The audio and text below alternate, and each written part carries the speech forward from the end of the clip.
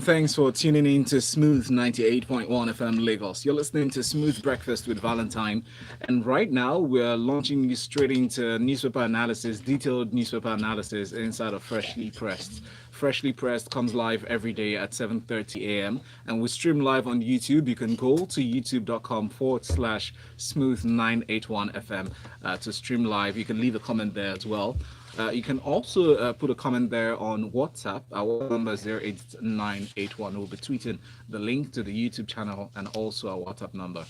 In the studio with me to analyze in detail the news presented to us this morning, we have Devoe Okorie. Good morning, Devoe. Good morning, Lagos. At a cool budget.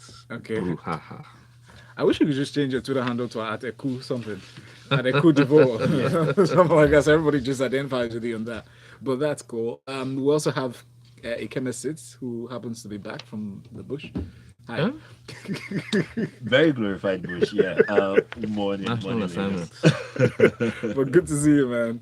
First, with this one, President Muhammadu Buhari has presented a supplementary budget to the National Assembly in which he sought the approval of, wait for it, 164 billion naira out of the 240 billion naira that was budgeted for the 2019 general elections.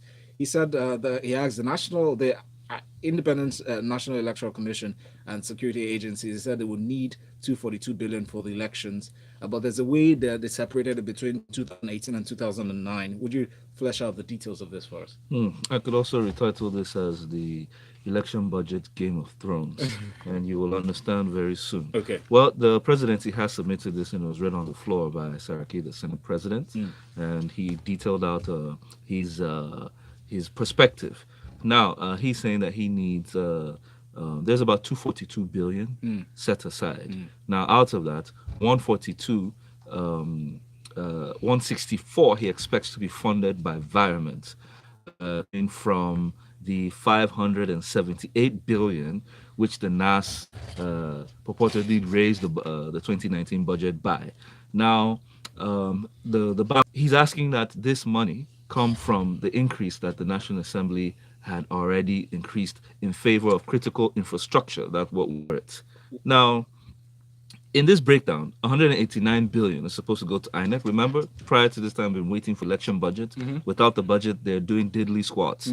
52 billion is supposed to be shared among the security agencies. That includes DSS, the police, civil defense, immigration, and the National Security Advisor's office. Now, he's also saying that another 64.7 billion be given for reinstatement of the critical projects. So the presidency in basically saying, instead of taking 578 billion, take a meager 64 billion. That's what he's requesting the Senate to pass on his behalf. Now, how does this work? Here we go again. Now it's time to provide funds for what is essential to the country, and we're going to go up against the wall because obviously the National Assembly had increased it, believing that they were representing the interests of the people, and the presidency is asking them, please do this in national interest. So who holds the mandate? So how do you think this played out? Because initially, when that increment was suggested by the National Assembly, by the House, it seemed as if they were pushing their own personal agenda. Right. And then the president, it seemed as if they were trying to not necessarily use up the president's powers, but just see how they can wield their own authority in scheme of things. Now, would this be the president taking advantage of that? I mean, we understand that for the purpose of those who are listening, environment it is pretty much the process of transferring items from one account, financial account, to another. So would that be him using his presidential veto to suggest that kind of move? He can't even veto this because it's supplementary budget. It means it requires National Assembly affirmation to be able to pass. Now, you see, the issues here should have been before now, first of all. Secondly, we're less than 7 full months to the election, and you're not going to start preparing at the last bit. This election budget should have been passed way before now, at least clearly a year and a half, to enable INEC prepare. Now, what you're going to hear is that, okay, well, money was provided, but we were not able to import some of the materials that we needed, logistics, and you know they're dealing, they need to carry out these elections in over 3,000 polling stations nationwide that require, if objectivity is not going to reign, then we will fall back to what we usually do, the politics of budgeting, the politics of who's going to pass whichever budget in whose favor, simply to appease a political interest. Thank It's you very much. unfortunate, but Nigerians need to look out for the agitation that's going to come with the inefficiency of this election. Hopefully there's none. We'll move on now to ThisDay newspaper. Crash cement prices. The federal government asked he's asking BUA and Dangote, he's asking them to do this to reduce housing deficit. How do we expect this to play out? Because they're saying in this statement that Nigeria has plenty of capacity to consume cement locally. We see a lot of buildings, a lot of structures being erected on a daily basis. Sometimes it makes you wonder where money is coming from. Locally domiciled factories, and we're proud to see a lot of outlets open up every day. Now, should this be? I mean, it should be a reasonable request, shouldn't it, Gbolahan? Yes, thank you, Valentine. Well, just as you mentioned, yes, it should be a reasonable request. If you look at economics anyway, whenever there's a large supply of any product or any item, then obviously prices should start to come down. Well, the vice president actually commissioning of the Sokoto plant by Bua Group, who has just recently commissioned a 1.5 million metric ton of cement, and now that has actually taken our cement production up to 40 million metric tons of cement, which is pretty much the largest producer of cement in the whole of Africa. But unfortunately, the situation is that we're still one of the most expensive, and ideally you should actually have prices of cement coming down. I'll give you an example anyway. When we look at the cost of average prices of cement globally, you'll be talking of about 1,200 naira on average. Is the general price For a per bag. 50 kg per bag. But in Nigeria, the prices are going for about 2,500 per 50 kg. Wow. And when we look at Dangote's and the other cement big players as well, you look at their annual returns and their profit, you know where the issue is actually. We're talking about at least nothing less than 40 to 50% margins that we get on cement prices. So the vice president is actually making a very valid point, because we really need to look at this when we're considering the fact that only about 5% of the population own their own houses. There's actually 17 million housing deficit, and the per consumption of cement in Nigeria is still one of the lowest in the world. We're talking about 125 kilograms per capita. So there's a lot of room for growth. But of course, in order for people to be able to afford the cement, prices need to be more affordable.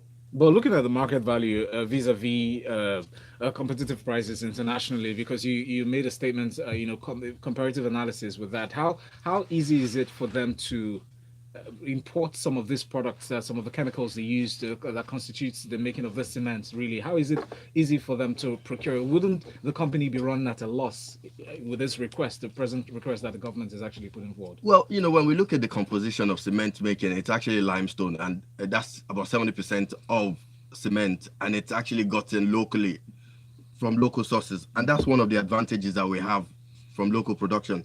The new cement that is actually just been commissioned now is very, very close to the procurement area. And so it's actually making the cost cheaper. And when we're talking about cost as well, to profit, the profits are huge. So obviously there's enough room to accommodate for a little bit more cost. And stakeholders are smiling to the bank. And everyone is happy. Interesting. Thank you very much, Gbolahan, for that. The next story from a Vanguard newspaper: Dasuki sets to regain freedom as judge signs bail application. The former National Security Advisor, Colonel Sambo Dasuki, retired, is to regain freedom, this paper says, in any moment, as the Federal High Court Judge Justice Ijeoma Ojukwu formally endorsed the bail application granted him on July 2nd, 2018. Ikemesit, your thoughts? Yeah, so Justice Ojukwu endorsed Dasuki's bail application after a perfected all the conditions imposed on him by the court. Now, the paper side's family sources are saying that the Federal High Court took their time in confirming the authenticity of the satisfaction of the bail conditions by Dasuki, and that was done last week. It's worth noting, Joe, the background to this story. So Dasuki has spent 2 years in detention, Right. Filed a plethora of fundamental suits against the federal government. The federal government has sued Dasuki in 4 different high courts spread across the country, and he had been granted bail by all of those courts, because it's one of those constitutional presumptions, especially if criminal charges are preferred against you for the first time. Yeah. Those bail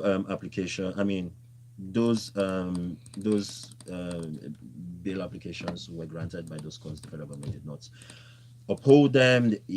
Dasuki took this matter even as far as the Court of Justice, which called for his release and imposed a 15 million naira fine on the federal government. The federal government had treated to not honored any of this. So there is a certain level of anticipation that, fifth time, we are here trying again for the fifth time. It might be the fifth time. Do you have any level of skepticism? You've expressed a little here, but how skeptical are you that they're going to follow this orders or flout it? Okay, so it's interesting right now because the government has made some interesting moves, saying that we are at the seek to tout as either an achievement or as one of those things that this administration is good at. Well, a lot of Nigerians will see through it and say, well, your rule of law record over the tenure of this administration doesn't leave much to be desired, and so you doing this now is essentially trying to score a belated political point. So skepticism that Dasuki might be released this time, not so much. Skepticism that all of that means anything or dramatically moves the needle in terms of. Okay. All right. Thank you, Ikemesit. MI from Akoka sent this one on WhatsApp. The number is 0809 444 0981. He said the election is going to be expensive, no doubt, but we need all the resources to pull it off successfully. The table shaken by the executive in asking the National Assembly to offset the balance from their pocket money is the real meat of the story. Brace yourself, 2019 is coming, a coup Game of Thrones. I guess that's for you, Devoe. Ike says, why bother with the drama of election budget when there's federal might? By the way, he meant to say, what does the ONSA need so much money for during the elections? Isn't Dasuki being hounded for handling election funds?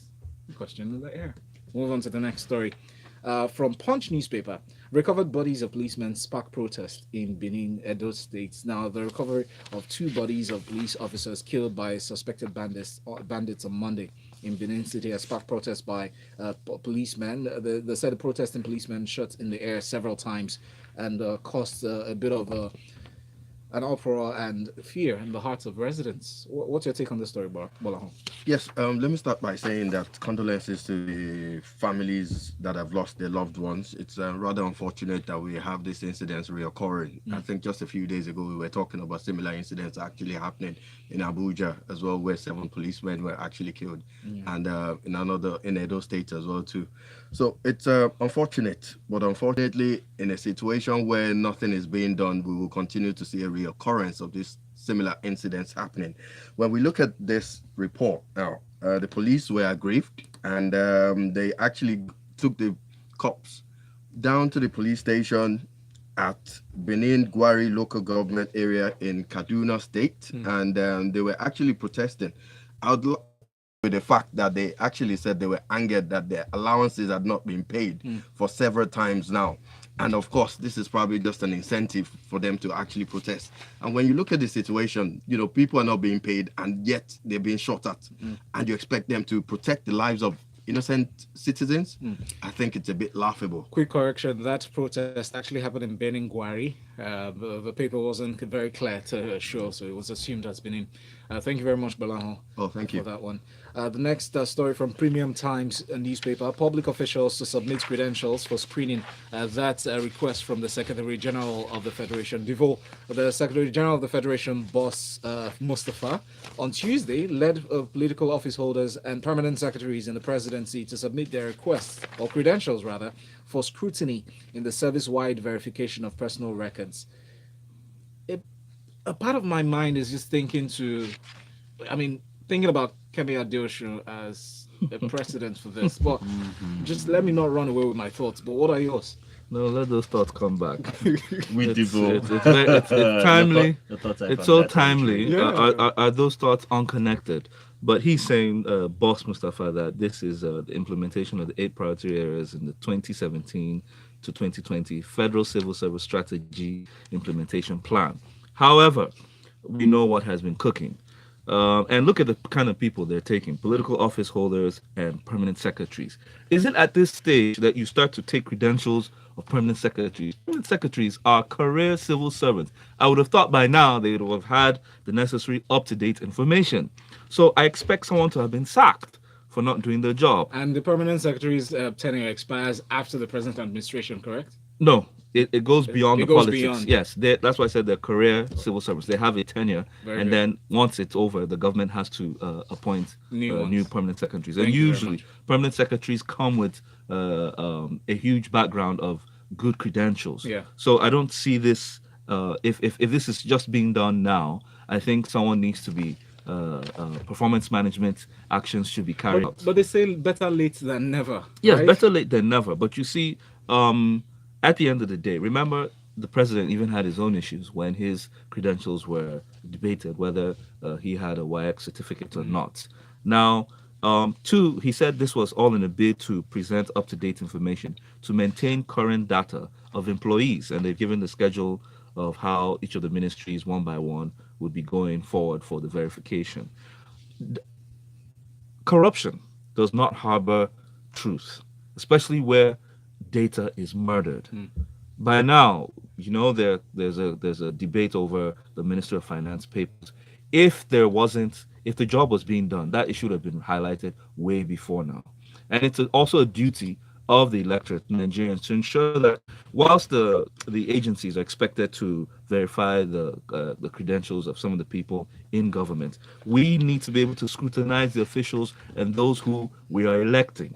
It's not enough to collect money. It's not enough to say they're in this party. Yeah. You need to know the precedents Due diligence. of carry out your own due diligence. Someone says he needs your vote. Someone says I want to lead you. Now, whatever they say, whatever they claim, anybody can claim that I will give you heaven on a platter of gold within 2 days. But does he have the capacity to do Yes, that? you need to check his background. Yeah. Where is he coming from? What has he done in the past? You cannot give what you don't have. Now, this verification doesn't even speak anything about what they will do to those who don't have their papers. I'm also asking, would the ghost workers also be present to submit their own credentials? Or would it just be soundbite? Thank you, Devoe. Uboma Chidoze on WhatsApp says, "Good morning, guys. Why is the price of cement as high as 2,500 naira in Nigeria, while the equivalent outside the country is 1,000 naira, 1,200 naira thereabout? Why is that? Why we should bear that in mind?" He says, "With the price of cement was when." Your message is not so clear, Uboma. Government Please monopoly. send a better one. Thank you. Benga says only about 5% of Nigerians own their own houses. Gbolahan, does this piece of statistic include the mud houses in the villages? I think it should be more than 5%. Furthermore, beyond cement price reduction, how functional are primary mortgage institutions to provide affordable funding for housing delivery? Good question. We dwell on that. Now, Biggie from K2 says, I doubt the federal government will obey the court orders issued by the court. Only God will obey him. That's talking about Dasuki's case. Now, good morning. All this one is from Mo in Ekoi. Mo says, just the comments on the potential release of Dasuki Sambo. If this is done, I see politics. The man has spent 3 years in prison in spite of 5 or 6 prior rulings granting him bail. I cannot trust the president. Great eyes, Mo. Yenka says, okay, Dasuki to regain freedom, Abi. That's nice. The question will then be, will they pay the 50 million naira fine? However, from what transpired yesterday when the news broke, the DSS chief said he wanted to relate to the president on this bail order. Why? The court asked you to release the guy. What's hard in that? Now I feel like for us to be serious in this country, offices like the IG, CJN, AG, EFCC need to be made answerable only to the National Assembly, not the president, he says. Because when you're beginning to see EFCC boss putting on APC or Buhari lapel on a suit, or the dear Attorney General swearing in the APC chairman, I begin to wonder how we got here. This is a message from Inca. Of the chaos. Oh, right, interesting. Let's move on very quickly. Ekiti Assembly rejects election results, adjourns till October. That's from Punch newspaper. So the story says members of Ekiti State House of Assembly have condemned and rejected the result of last Saturday's governorship election as declared by the Independent National Electoral Commission. The Assembly also adjourned sitting till October 8th, 2018, due to alleged harassment of members by security agents. Ikemesit. So this message is, this story is a little bit bewildering, right? Because Ekiti has 26 state lawmakers. It's almost evenly split between the APC and the PDP. A lot of the guys who are quoted here, the leader of business at the house, Akinyele Olatunji, the chairman of the Committee on Information, the whip, and the speaker are all the PDP folks. Dynamic plays out. Ekiti, the political climate, the political elite, the electorate is almost evenly split between both parties. And when you look at the margin of the results that came in per the official INEC returns, there wasn't so much. It was like 9,000. Yes, exactly. Yeah. There wasn't so much in the numbers, right? So it wasn't convincing. Zooming out of Ekiti and looking at the wider political map, this is my own personal reading. The APC had to win Ekiti and has to win Osun in September in order to build any form of momentum that will quell the increasing chorus of horrors that's going on internally within the party in the lead to the PDP's 2019 chances that they lose Ekiti and or Osun. They could try to flip Osun. But why is it so important to secure Osun? From the APC standpoint, because there's that feel-good factor that it communicates to, the guys on the ground in other states, to the folks at the federal level, as it were, Dominance. that we can be competitive and we can actually gain results, because the level of public animosity towards the APC in terms of what their governing record has been is so strong that even they themselves cannot ignore it anymore. And part of the things that I was doing when I was in the bush, like you said, I'm sorry, in your introduction, was speaking to folks on both sides of the divide. And there's a real concern on the APC side, especially at the federal level, that there's enough of a disconnect between what's going on at the federal level and the states that they could actually get surprised. What the PDP really needs to do from its own standpoint is to look at all of the possible electoral, crooked and legitimate tactics that the APC would pull through, plan ahead of it, nominate a candidate who is significantly moneyed, also marshal a lot of financial resources to support that candidate, and they can be competitive everywhere in the country. The APC does not have the luxury of that calculus, so they have to win in the lead up to it in order to assuage key, aspects of the political blocks within the party to make that happen. That's why Ekiti was significant for the APC, not so much for the PDP. That's why Osun will be significant for the APC, and it might be significant for the PDP, just to do one up, right, on the APC. So I wonder back to the story, I wonder what the Ekiti Assembly will do when it reconvenes in October. Censure under the new governor. Yeah, under the new governor. Censure INEC.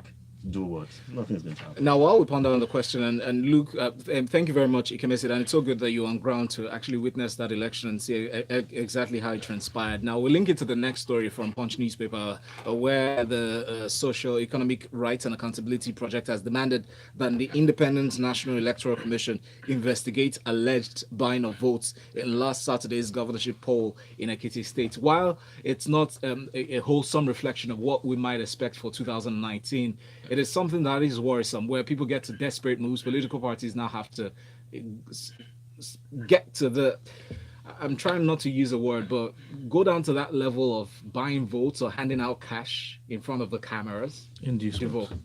Well, we refer to this as the chronicles of wholesale elections, come and buy, meaning that the elective positions have price points down.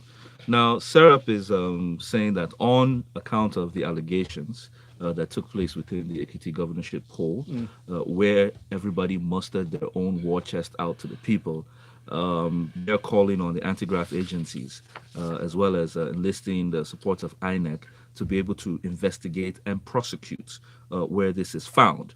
Now, they've given the INEC chairman, Professor Yakub Mahmoud, to take appropriate steps to this effect, or they will resort to more legal action. Now, let's break it down.